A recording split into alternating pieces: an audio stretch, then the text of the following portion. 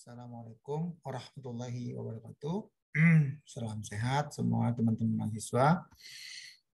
Kali ini kita akan masuk ke dalam penjelasan mata kuliah instalasi listrik dan bangunan ya. Dengan topik kali ini adalah motor listrik.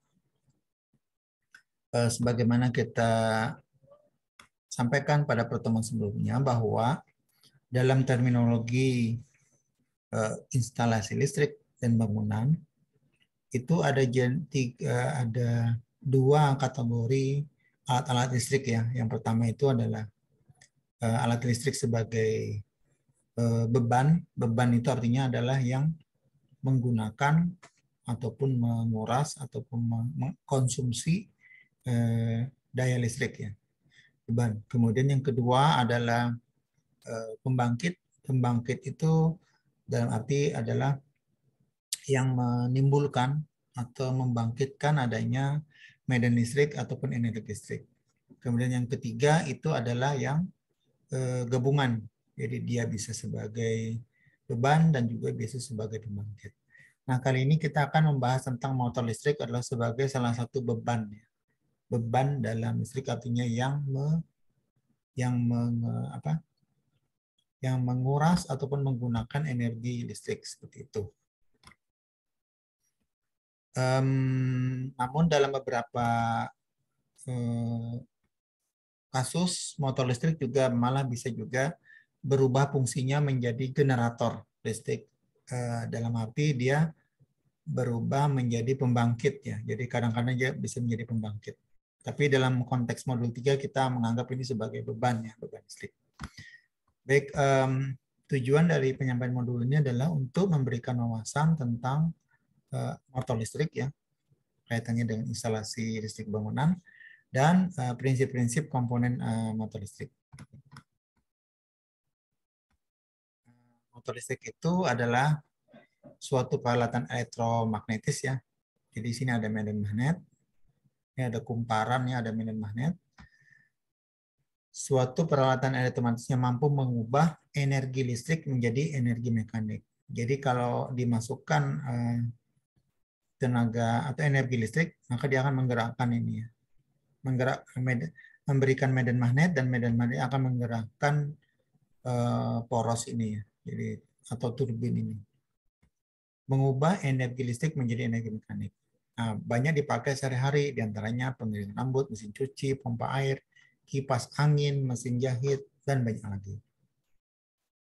Kemudian untuk industri juga banyak ya, bisa kompresor, bisa fan, bisa pendingin, bisa lift, ya, eskalator atau lift bangunan, mesin blower dan lain sebagainya. Ataupun di pekerjaan kita banyak motor listrik ya, itu digunakan untuk banyak hal. Nah, di sini ada istilah daya kuda adalah energi yang digunakan untuk motor listrik, biasanya menghabiskan 80% beban listrik ya dari industri. Nah, dalam prinsip kerja motor listrik ini, itu ada menerapkan gaya Lorentz. Jadi gaya Lorentz ini pengetahuan fisika lah ya. Gaya Lorentz itu biasanya menggunakan prinsip 3 jari begini ya, 3 jari, di mana ada kumparan itu yang menghasilkan dari arus positif negatif ini menghasilkan kumparan ini mengakibatkan adanya pergerakan ya, menggerakkan gitu karena adanya medan magnet. Nah, ini tadi yang prinsip 3 jari ya. Jadi nanti ada arus masuk sini ya, keluar, kemudian dia akan menghasilkan medan magnet dan akhirnya menggerakkan. Jadi ada gerakan force itu gerakan seperti itu menggunakan kaidah tangan kanan. Nah, prinsip kerja yang tadi di Lorentz tadi ya diterapkan ke sini. Jadi nanti dalam medan magnet itu nanti ada berputar ya, ada yang namanya stator, ada namanya rotor ya. Ini stator ya, dan ada rotor. Rotor adalah bagian yang tengah yang berputar. Nah, bagian yang ini nanti akan bergerak ya, sehingga dia akan menimbulkan gerakan-gerakan seperti itu. Nah, ini jenis motor listrik itu secara umum itu ada 2 yang disebut AC atau bolak-balik ya, arus bolak-balik, dan juga DC atau arus arah. Untuk AC sendiri ada dua, yaitu disebut sinkron dan induksi. Sedangkan untuk DC ada separately excited ataupun self excited. Di sini untuk yang induksi itu ada dua ya, ada yang pakai arus satu fasa atau tiga fasa. Nanti kita pelajari di modul selanjutnya. Satu fasa ini artinya dia hanya menggunakan satu dari tiga fasa yang tersedia di PLN gitu ya. Kalau tiga fasa berarti ketiga fasa itu digunakan. Kalau untuk yang ini self excited ini ada yang seri, ada yang shunt, ada yang campuran gitu. Nah, ini semuanya sekali lagi adalah motor listrik yang mengubah energi listrik menjadi energi mekanik. Jadi kebalikan dari generator ya. Kalau generator itu dari mekanik ke listrik sebagai pembangkit. Sedangkan motor listrik itu dari listrik ke mekanik. Ini untuk tadi ya, untuk motor arus bolak-balik ya. Tadi ada motor sinkron dan motor induksi ya. Jadi kalau motor sinkron itu AC ya. Ini dia kecepatan tetap dengan frekuensi tertentu. Jenis motor DC itu membutuhkan arus DC. Jenis ini DC pembangkit daya dengan torsi yang awalnya lebih rendah ya, sehingga cocok untuk beban yang lebih rendah seperti kompresor. Lalu induksi. Induksi ini memang ada dua tadi ya, ada yang satu fasa, ada yang tiga fasa. Nah, kalau satu fasa itu berarti bolak-balik juga, tiga fasa juga bolak-balik.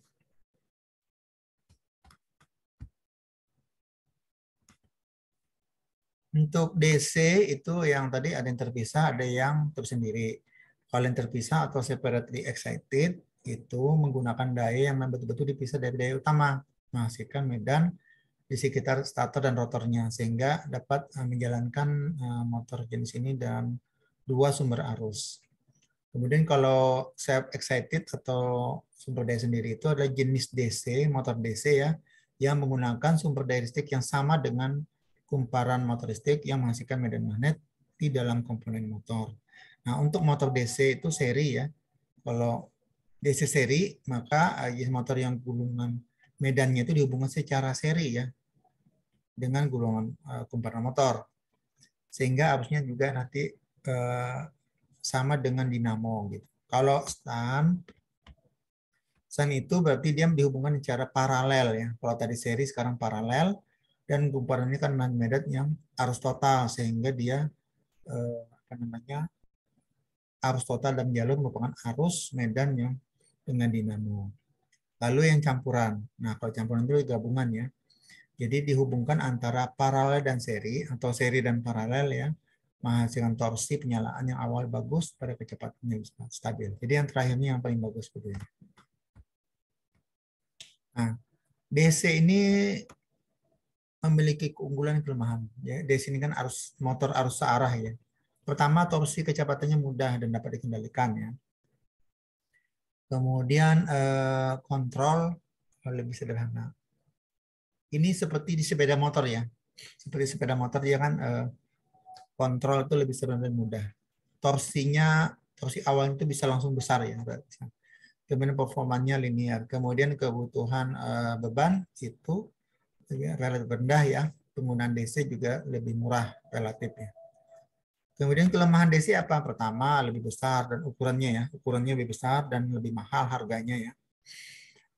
Karena memang untuk motor-motor DC ini memerlukan biaya yang relatif lebih mahal daripada motor AC. Kemudian perawatannya tentunya lebih mahal ya pasti. Jadi kalau ada kerusakan dia langsung ganti total ya. Kemudian tidak cocok untuk peralatan dengan beban yang kecepatan tinggi. Jadi kecuali yang stabil aja ya. Lalu tidak cocok untuk kondisi lingkungan yang mudah kotor ya ataupun berdebu. Dia cepat sensitif ya. Sensitif. Kemudian tidak cocok untuk penggunaan beban yang berdaya besar. Itu kekurangan DC. Nah, ini adalah bagian-bagian motor listrik. Tadi ya sudah ya. Jadi ini ada rotor ya. Ini ada stator. Stator ini kan penyalaannya. Stator. Stator. Ini rotornya. Kemudian ini drive fuel-nya. Ini coil pendinginnya. Kipas angin pendingin, ini centrifugal switch, penyalaan, kemudian ada bearing, ada terminal box. Terminal ini maksudnya arusnya ya, kabelnya masuk ke sini, kemudian ada power supply. Nah, tadi istilah-istilahnya ya, stator itu apa, bagian statisnya, kemudian ada yang badan motor, ada yang kumparan. Rotor itu bagian motornya, ada sikatnya, kemudian ada juga bagian komutatornya ya. Kemudian terminal, terminal itu bagian yang menghubungkan sumber listrik. Bearing, bearing ini ada bantalannya, bodi motor adalah rangkaian yang casing ya, atau pembungkusnya. Demikian kira-kira penjelasan singkat tentang motor listrik. Semoga ini berguna penjelasan ini. Terima kasih atas perhatiannya. Assalamualaikum warahmatullahi wabarakatuh.